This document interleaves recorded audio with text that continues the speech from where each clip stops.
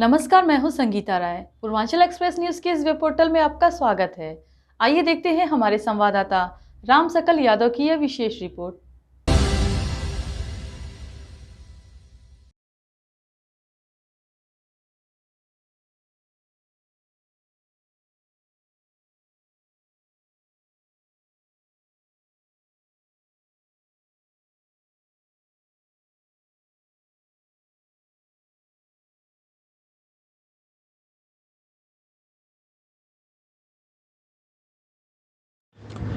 आजमगढ़ के एक निजी कार्यक्रम में शामिल होने पहुंचे ऊर्जा मंत्री ए.के. शर्मा ने दावा किया कि पश्चिम बंगाल में भारतीय जनता पार्टी की प्रचंड बहुमत से सरकार बनेगी। मीडिया से बातचीत करते हुए ऊर्जा मंत्री ने स्मार्ट मीटर को लेकर उपभोक्ताओं की शिकायत को लेकर कहा कि फिलहाल स्मार्ट मीटर लगाए जाने पर रोक लगा दी गई है और जिन उपभोक्ताओं के यहाँ स्मार्ट मीटर लग चुके हैं उन्हें 1 किलोवाट और 2 किलोवाट के हिसाब से राहत भी दी गई। उन्होंने कहा कि अगर उपभोक्ताओं को स्मार्ट मीटर को लेकर समस्या बनी हुई है तो वह अपनी शिकायत 1912 टोल फ्री नंबर पर कर सकते हैं। उपभोक्ताओं की समस्याओं का समाधान किया दिया है। जो 2 किलोवाट का घरेलू कनेक्शन है उसका 3 दिन तक चाहे कितना भी बैलेंस हो जाए 3 दिन तक या 200 रुपये के निगेटिव बैलेंस तक हम कनेक्शन नहीं काटेंगे और 3 दिन तक या 200 रुपया निगेटिव होने तक हम उसकी राह देखेंगे, कनेक्शन नहीं कटेगा।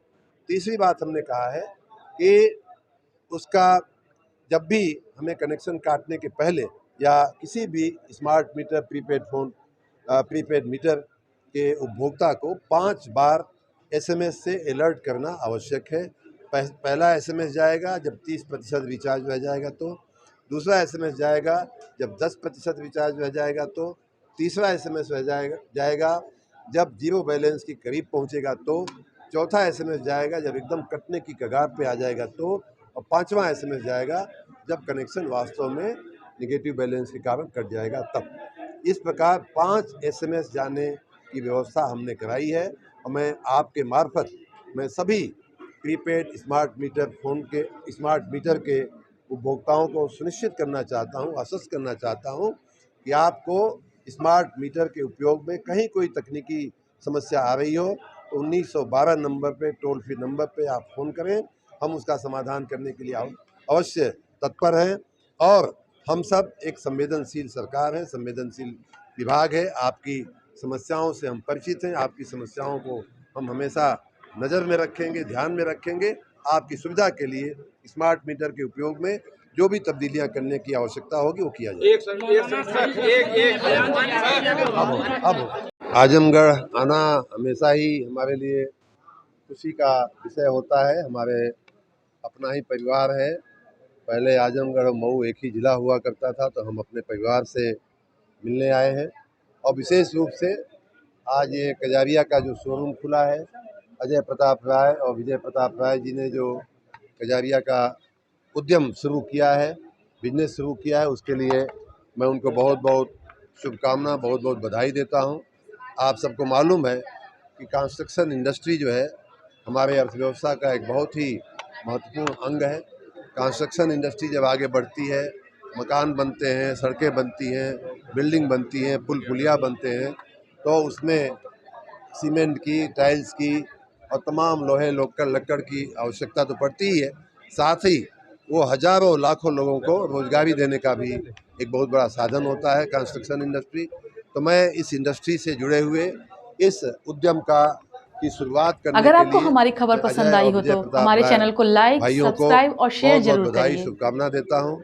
हमारे ही परिवार के वो अंग हैं, हमारे गांव में इनकी रिश्तेदारियां हैं, हम सभी एक परिवार के भाग हैं, इसलिए मुझे और भी खुशी हो रही है। मैं उनको बहुत बहुत शुभकामना देता हूँ।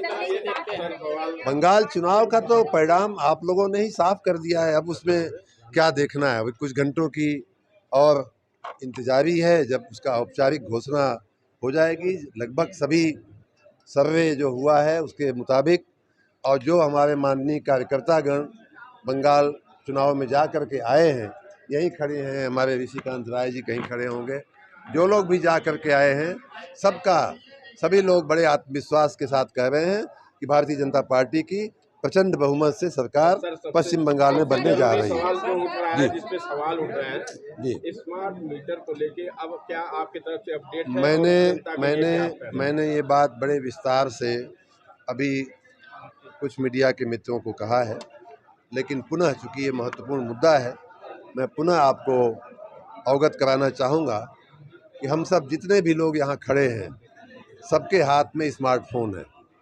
कुछ साल पहले ये तकनीक हमारे पास नहीं थी।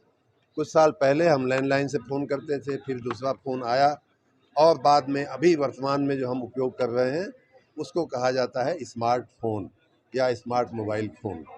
इस स्मार्टफोन में आने के बाद हमें कभी इस बात पे शंका नहीं होती है कि कितना हमने रिचार्ज किया, कितना कटा, कितना नहीं कटा। हम आंख बंद करके जो भी उसका रिचार्ज का और जो भी पैसा उसका दर होता है, हम मान लेते हैं कि ये सही होगा।